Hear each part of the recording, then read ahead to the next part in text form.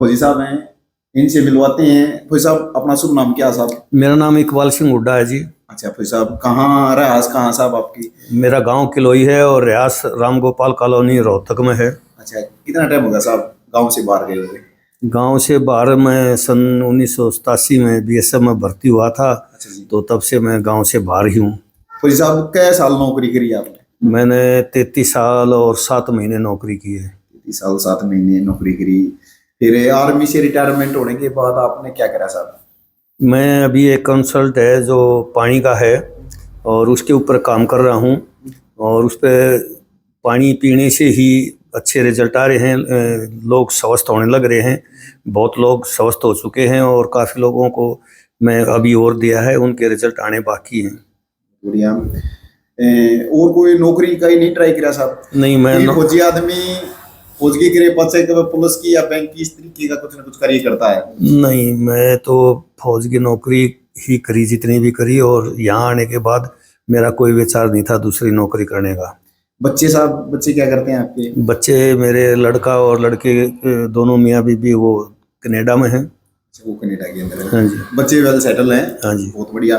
फौजी साहब, ये एक बात और अच्छी लगी कि इन्होंने कोई नौकरी नहीं करी, आज ये खुद का अपना एक व्यापार कर रहे हैं, बिजनेस कर रहे हैं। और इन्होंने मेरे को बताया कि भाई काफी सारे जो ऐसे यूथ बच्चे हैं या जिनकी एज ज्यादा हो गई या जो किसी दूसरे पर निर्भर होते हैं लेकिन उनको कोई रोजगार नहीं मिल रहा, उसी के ऊपर इन्होंने का खुद का एक प्रोजेक्ट है। इनके साथ काफी सारे लाखों लोग इनके साथ जुड़ने लग रहे हैं, उससे हेल्थ भी ठीक हो रही है।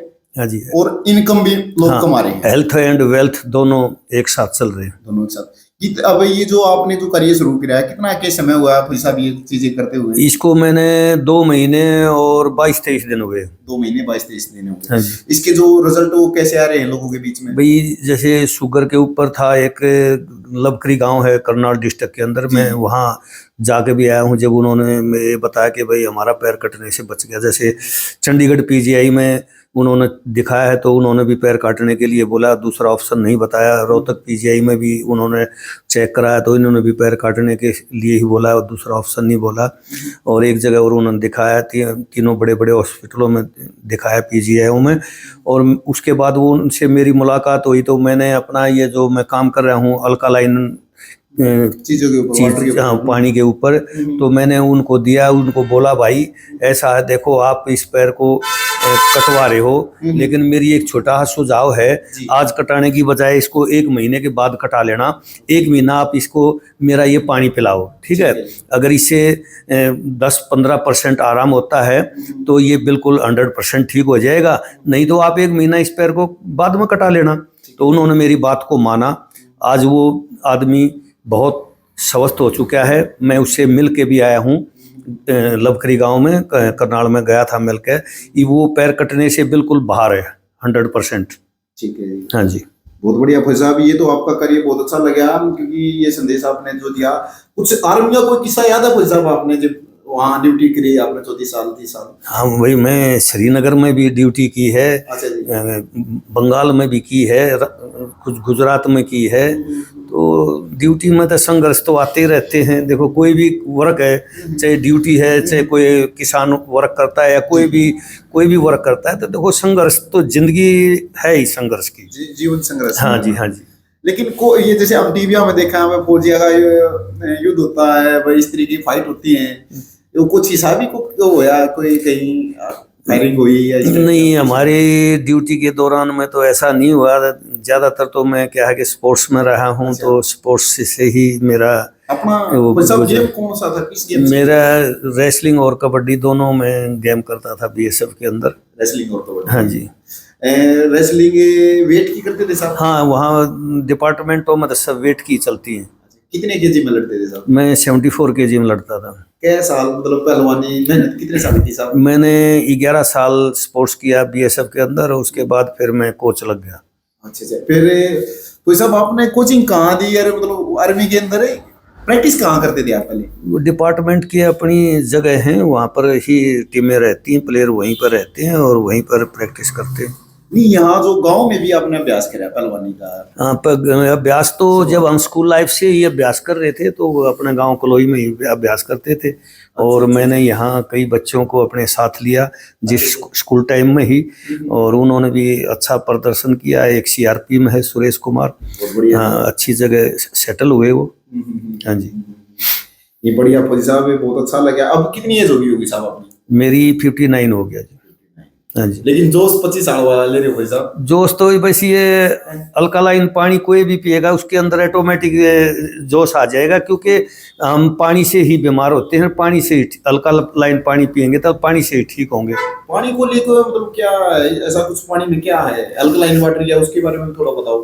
देखो, आज से आप नदी का पानी में ले लो, नदियों में गंदे नाले पड़ते हैं तो वो गंदे नालों से पानी एसिड हो जाता है, ठीक है जी। और वाटर लेवल फैक्ट्रियों से इतना जहरीला केमिकल निकलता है तो वो नीचे वाटर लेवल में ही मिलता है, जा करके नीचे जा करके, तो वहाँ उससे वो एसिड हो जाता है।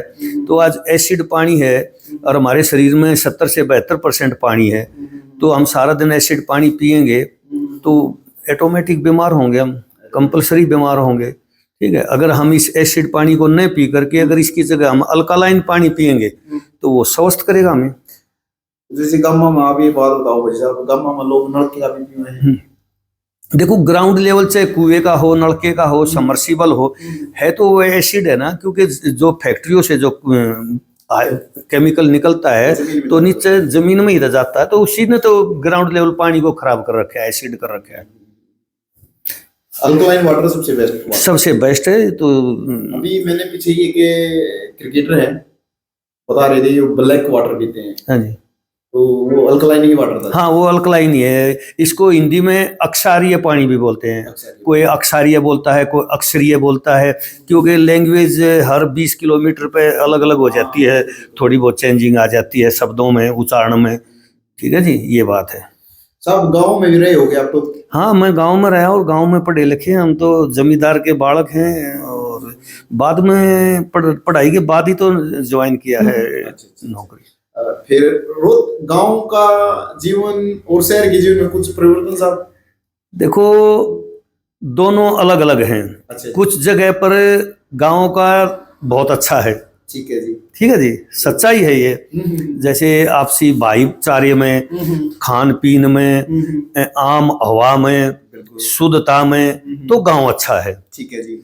भाई बच्चों की पढ़ाई के लिए हम एडवांस होना चाहते हैं या खुद एडवांस होना चाहते हैं तो वहाँ शहर थोड़ा अच्छा है, वहाँ शहर थोड़ा बेटर रहता है। हाँ जी, लेकिन अब बदलाव आ गया फौजी साहब। हाँ, अब तो गांव भी शहर ही समझो। ठीक है ना जी। आपके समय में मतलब उस टाइम तो काफी बदलाव हो गया भाई। हमारा तो, हम तो 10 पैसे की फीस में पढ़े हुए हैं, ठीक है ना। आज कोई 10 पैसे की फीस में थोड़ा पढ़ सकता है आजकल के बात करने मेरा नहीं 10 बस, तो फिर वो तो देखे भी नहीं उन्होंने, खत्म ही हो गया पैसा तो।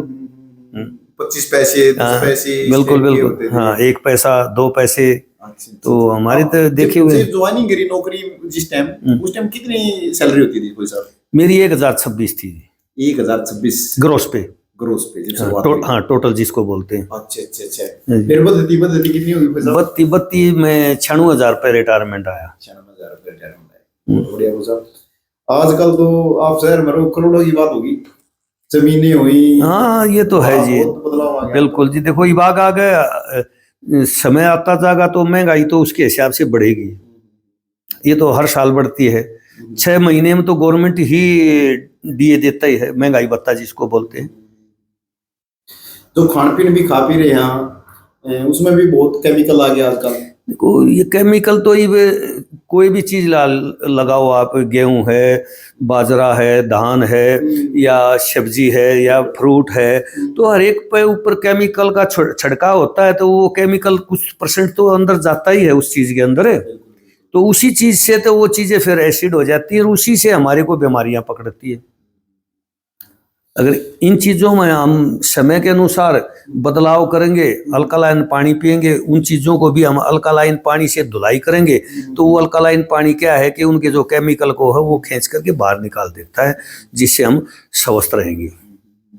तो साहब, आप गांव में भी रहे, आप शहर में भी रहे, आपने नौकरी भी करी, अब आपका व्यवसाय भी कर रहे हो। जितने भी युवा वर्ग है, जो भी हमारे साथी हमारे को देख रहे हैं, अभी वो नौकरी की तरफ ज्यादा फोकस कर रहे हैं, तो आपने तो सारी चीज करके देख ली साहब। यदि देश को बड़ा बनाना है तो व्यापार पे आना पड़ेगा। हाँ, व्यापार पर आना पड़ेगा।